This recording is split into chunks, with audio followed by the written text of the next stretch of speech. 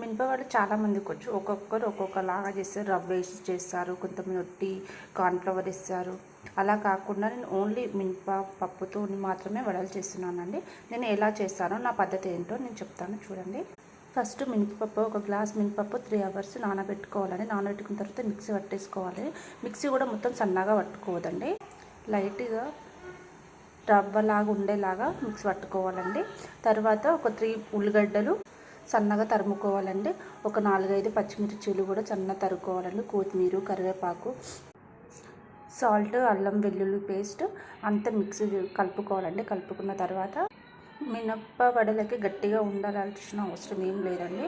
కొంచెం పలసగా ఉన్నా ఏం కాదు. గట్టిగా ఉండడం వల్ల కూడా అసలు నూనెలో బాగా ఫ్రై అవ్వాయండి. అయితే ఇలా తీసుకోవాలండి.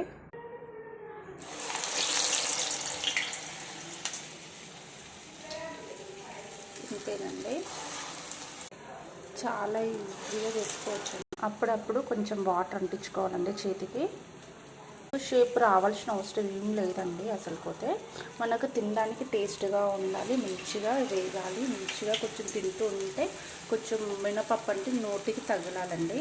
ఆయిల్ మాత్రం లో ఫ్లేమ్లో పెట్టేసుకోవాలండి. ఎక్కువ ఆయిల్లో పెట్టినామనుకో మాడిపోయి ఛాన్స్ ఉంటుందండి. మాడిపోతే లోపల అనేది ఉడకదు. చిన్న స్కూల్కి వచ్చేసరికి ఏదో ఒకటి చేద్దామని నేనైతే మినపవడలు చేస్తున్నాను. చిన్న వచ్చేస్తుంది. ఇంకా చాలామంది అడుగుతున్నారు వీడియోస్ ఎందుకు పెట్టట్లే అక్క అని.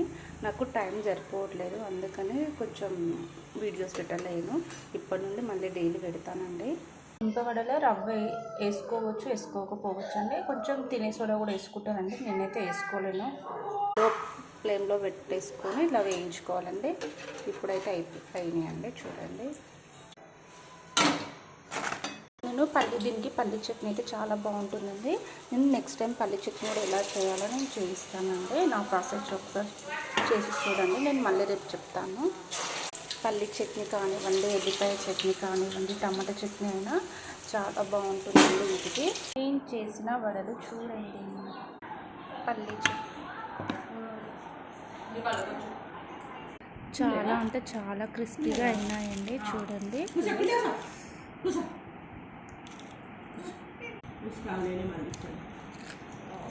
చాలా బాగున్నాయండి. మినపవడలకి ఎలా చూస్తుంది చూడండి. దా మిన్ను, తింటావా? నచ్చినాయా నీకు? నచ్చినాయా?